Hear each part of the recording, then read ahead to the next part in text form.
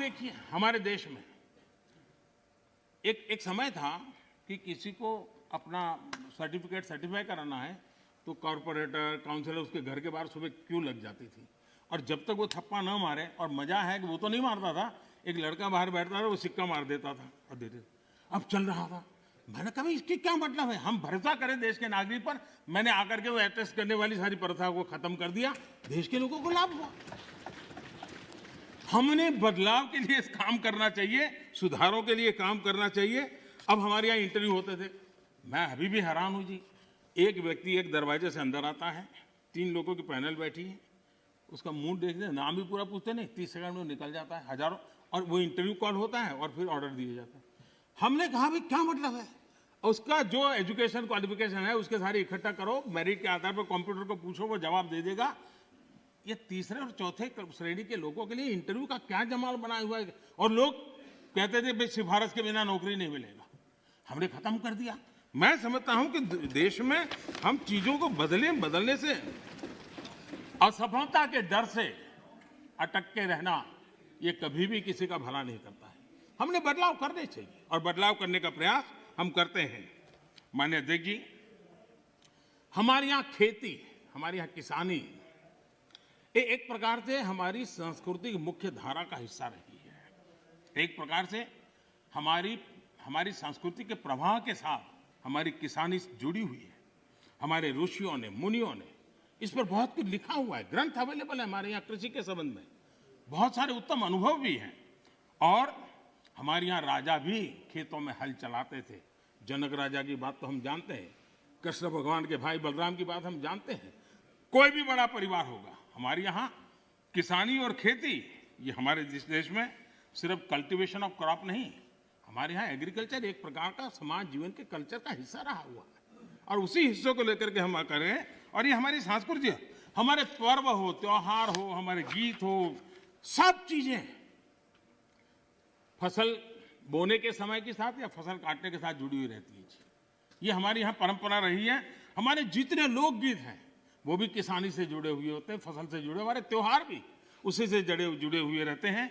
और इसलिए, और हमारे देश की विशेषता देखिए, हमारे यहाँ किसी को आशीर्वाद देते हैं, शुभकामना देते हैं, तो उसके साथ धन धान्य शब्द उपयोग करते हैं। धन धान्य, धन और धान्य को हमारे यहाँ अलग नहीं करते हैं।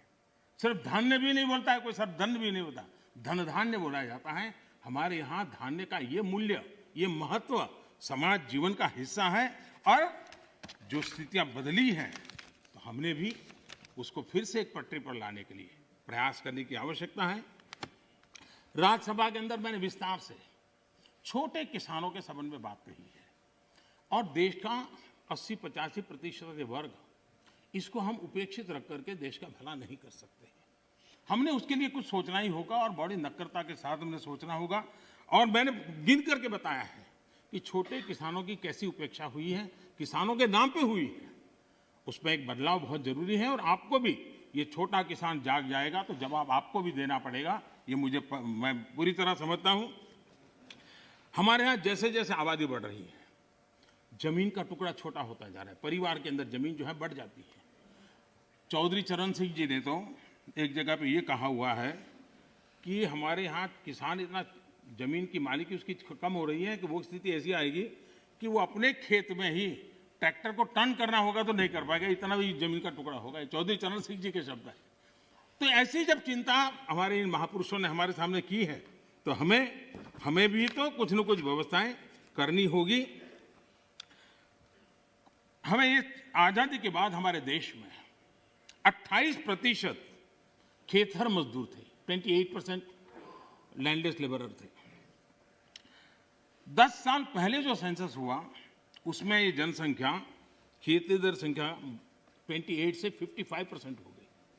अब ये किसी भी देश के लिए चिंता का विषय होना चाहिए कि 28 से हमारा खेतर मजदूर 55% पर पहुंच गया है, और जमीन कम होने के कारण, खेती से जो रिटर्न मिलना चाहिए वो नहीं मिलने के कारण उसके जीवन में ये मुसीबत आई है। और वो मजदूरी करने पर किसी और के खेत में जाकर के मजदूरी होने कर मजबूर हो गया है। और दुर्भाग्य है कि हमारे देश में खेती में निवेश जो होना चाहिए वो नहीं हो रहा है। सरकार उतना कर नहीं पा रही है, राज्य सरकारें भी नहीं कर पा रही हैं और किसान खुद भी नहीं कर पा रहा है। जो कुछ भी उसको निकलता है बच्चों को पालने में और पेट भरने में उसका चला जाता है। और इसलिए निवेश की बहुत बड़ी आवश्यकता है। जब तक हम निवेश नहीं लाएंगे, जब तक हम हमारी खेती को आधुनिक नहीं करेंगे, हम जब तक छोटे से छोटे किसान की भलाई के लिए व्यवस्थाएं विकसित नहीं करेंगे, हम देश के एग्रीकल्चर सेक्टर को ताकतवर नहीं बना सकते हैं। और इसलिए हमारा किसान आत्मनिर्भर बने, उसको अपनी उपज बेचने की आजादी मिले, उस दिशा में हमने काम करने की आवश्यकता है। और हमारा किसान सिर्फ गेहूं और चावल वहां सीमित रहे, उससे भी बात बनने वाली नहीं है। दुनिया में मार्केट क्या है, आज उसके रिसर्च हो रहे हैं।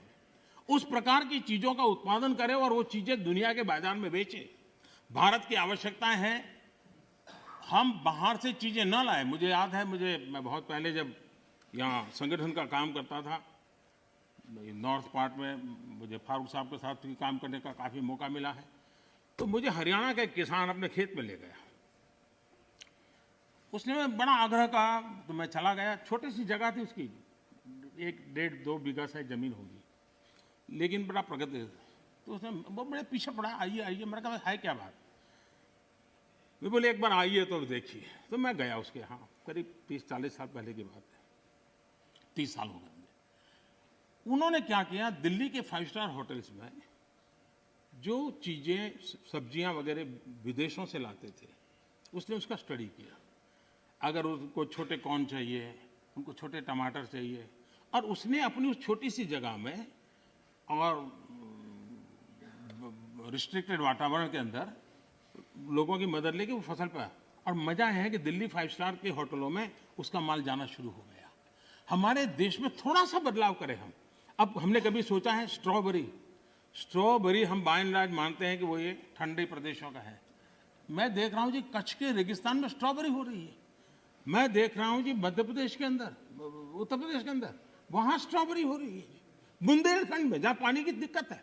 इसका मतलब ये हुआ कि हमारे यहाँ संभावनाएं हैं। हमारे किसान को गाइड करके हम नई नई चीजों पे ले जाएंगे। मैं जरूर मानता हूं कि हमारा देश का किसान आगे आएगा, लेकिन उसको ये ठीक है, उसका अनुभव ऐसा है कि उसको हिम्मत देनी पड़ती है, उसका हाथ पकड़ना पड़ता है, उसको हाथ लेकर के चलना पड़ता है।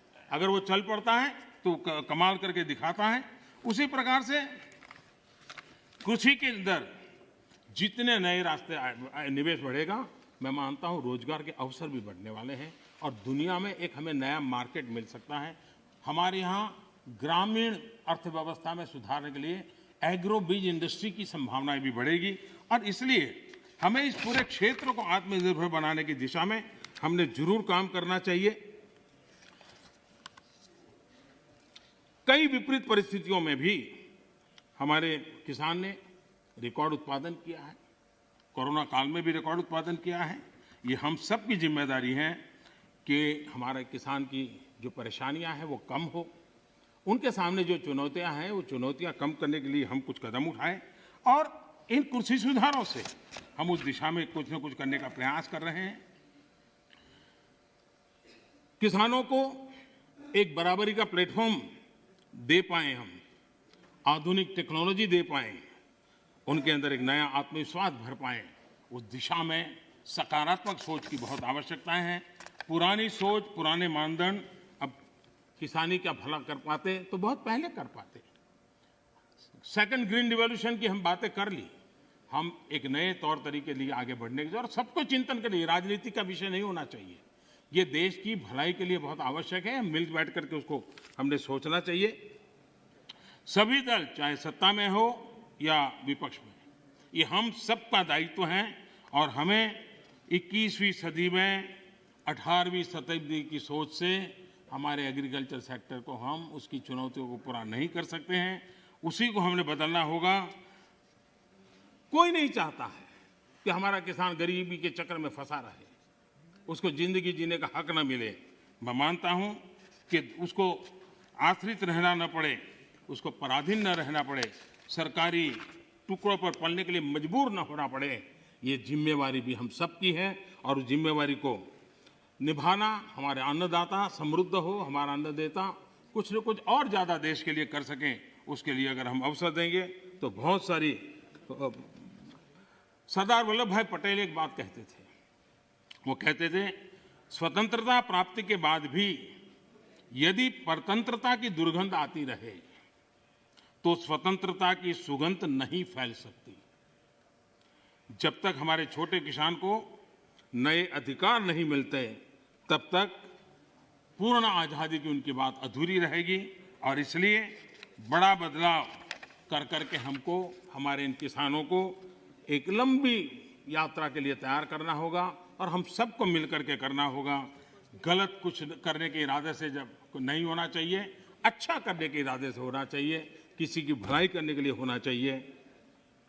हमारी सरकार ने छोटे किसानों के लिए हर कदम को आप देखेंगे तो छोटे किसानों को हमने बीज से लेकर के बाजार तक पिछले 6 वर्षों में अनेक ऐसे इंटरवेंशन किए हैं जो छोटे किसान की मदद कर सकते हैं, छोटा किसान का लाभ सकते हैं।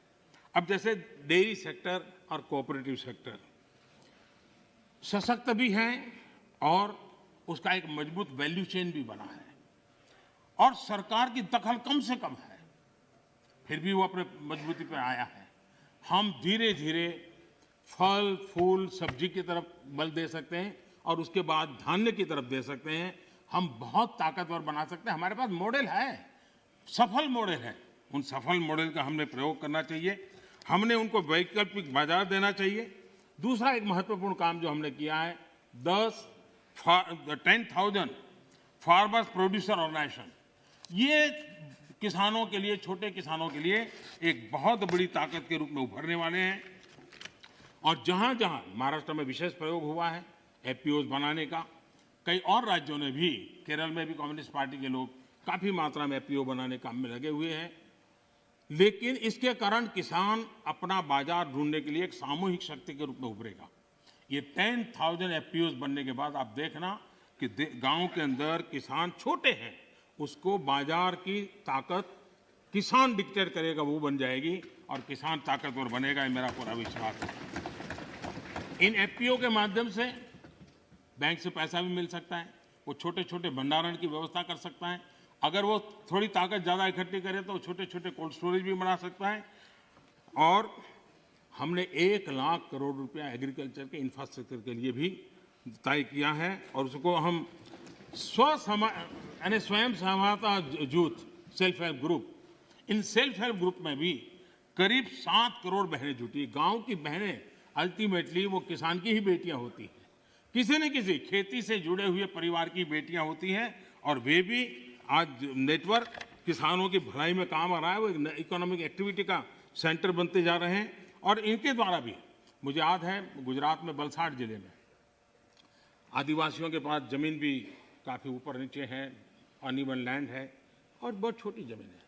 हमने एक बाड़ी प्रोजेक्ट किया था और अब्दुल कलाम जी एक दिन अपना जन्मदिन वहाँ मनाने के लिए आए थे। उन्होंने कहा मुझे कोई प्रोटोकॉल नहीं चाहिए, मैं इन किसानों के साथ रहना चाहता हूँ। बड़ा सक्सेसफुल प्रयोग था। महिलाएं काफ़ी काम करती थी आदिवासी बेल्ट के अंदर। और मशरूम, काजू वो गोवा की बराबरी का काजू पैदा करने लग गए थे और उन्होंने मार्केट प्राप्त किया था। छोटे किसान थे, छोटी जगह थी, लेकिन प्रयत्न किया तो परिणाम मिला। और अब्दुल कलाम जी ने इसके विषय में लिखा भी है। उन्होंने आकर के देखा था